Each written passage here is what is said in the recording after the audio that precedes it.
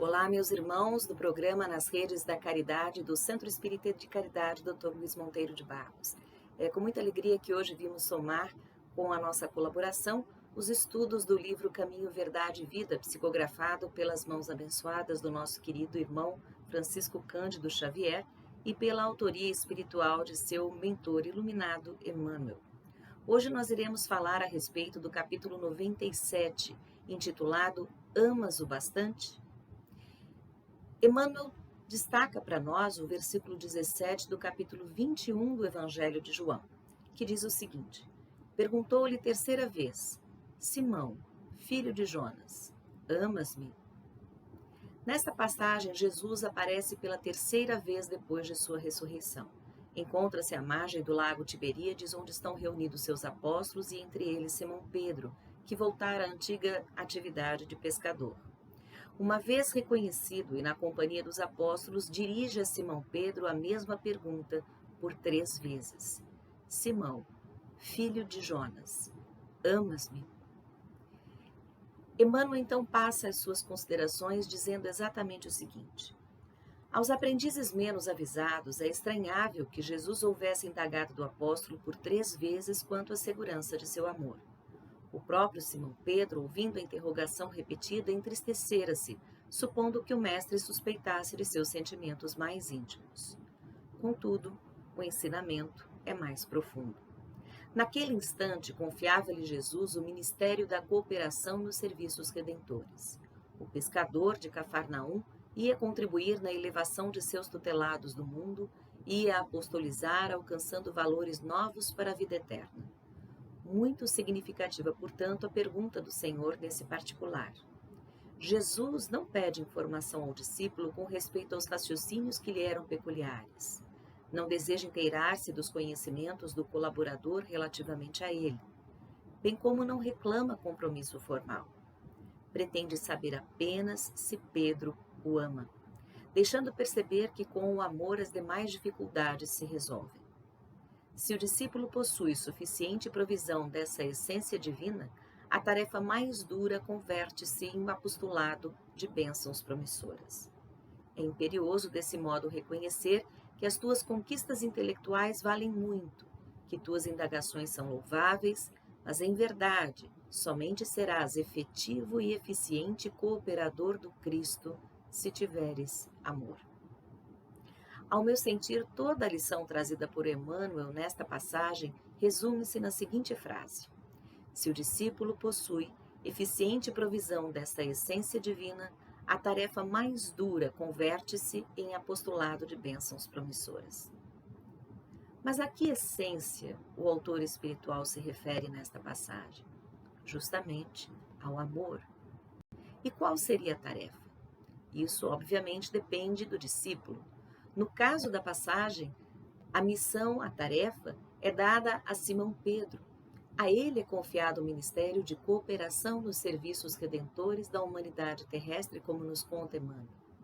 Mas lembremos que a cada um de nós é confiada uma tarefa adequada às nossas possibilidades, às nossas limitações, exigindo-nos a qualidade de amor necessária para bem desempenhá-lo.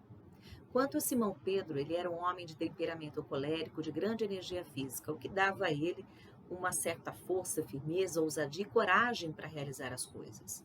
Parecia que a liderança lhe cabia muito bem, naturalmente, em qualquer circunstância. Porém, ao mesmo tempo, esse seu temperamento colérico também o predispunha à impulsividade. E muitas vezes, em várias passagens do Evangelho, nós observamos que ele teve atitudes e gestos tempestuosos, comentários indesejosos e chegou mesmo a cortar a orelha do servo do sumo sacerdote quando Jesus foi preso. Independentemente desse estado dele colérico, ele era também um homem sincero, verdadeiro, fiel e trabalhador. Nutria por Jesus um amor verdadeiro, no entanto, no limite ainda das suas possibilidades de amar. Ele o amava como um amigo. Pedro precisou passar pela prova da tríplice negação do mestre para encarar o seu orgulho. Na noite da última ceia, ele dissera a Jesus que jamais o abandonaria e que entre os seus companheiros ele era aquele que mais o amava. Jesus profetizara que Pedro iria negá-lo 3 vezes, antes mesmo que o galo cantasse pela segunda vez naquela manhã. Orgulhoso, ele foi exposto qual um ferro fundido sob altíssimas temperaturas ao manejo da sabedoria divina. Ele passou pelo fogo da vergonha, pelo fogo da culpa, pelo fogo da raiva, da impotência e pelo fogo, finalmente, da aceitação de sua real condição humana. Diferente de Judas, porém, Pedro chorou amargamente e conseguiu sobreviver à dor de saber-se e sentir-se traidor. O seu amor não havia sido bastante para colocar-se ao lado do Mestre na sua paixão. A humilhação que Pedro sentiu curou o seu orgulho, preparando-o para o tornar o mais digno servo do Senhor, obediente aos seus desígnios, o cumprimento da tarefa sacrificial que estava à sua frente. E só se pode servir em integralidade a Deus quando se é humilde, para deixar-se conduzir por sua sabedoria. Somente alguém que amasse verdadeira e profundamente a Jesus seria capaz de assumir a responsabilidade de liderar e alimentar o rebanho humano, de dar a vida por Jesus. Como o Mestre mesmo já dissera, numa das passagens do Evangelho, ninguém tem amor maior do que aquele que dá a vida pelo amigo. E era essa a qualidade de amor necessário para levar adiante tão desafiadora missão. De amigo sincero a fiel servo, humílimo servo de Deus e de Jesus.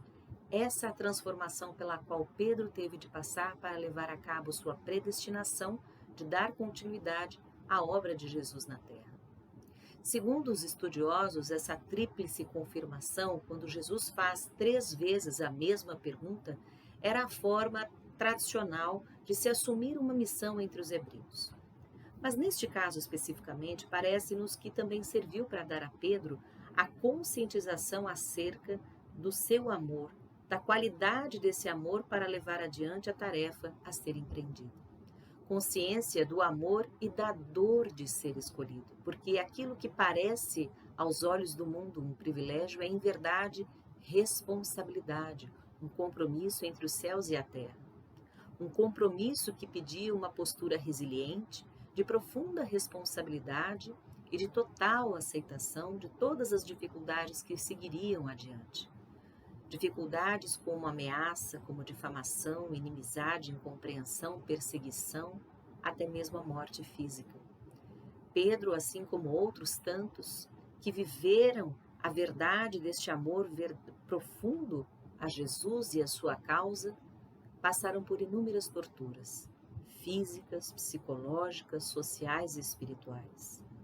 Amar a Jesus representa a nossa entrega total a essa causa, a causa do amor a Deus, do amor às suas criaturas, aos nossos irmãos e do amor a nós mesmos.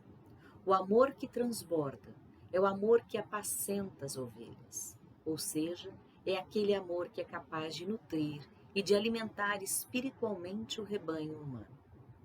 É o amor a que Paulo se refere na sua primeira carta aos Coríntios, quando diz que o amor é sofredor, o amor é benigno. O amor não é invejoso, não trata com leviandade, não se ensoberbece, não se importa com indecência, não busca os seus próprios interesses, não se irrita, não suspeita mal, não folga com a injustiça, mas pelo contrário, folga com a verdade. Tudo sofre, tudo crê, tudo espera, tudo suporta. O amor que não nos abandona, não nos anula e não nos rejeita. Em tempos de redes sociais, o amor que não nos cancela. Como o amor que Jesus teve por Pedro ao redimi-lo de seu erro e ao restituí-lo à condição de filho por Deus muito amado. Esse o amor que cabe a todos nós desenvolver através dos ensinamentos que o Espiritismo nos proporciona, independentemente de tudo aquilo que possamos aprender do ponto de vista intelectual, que possamos mobilizar esses recursos para atingirmos esta condição de amor, um amor incondicional. Eu espero que todos tenham um bom final de semana e até a próxima.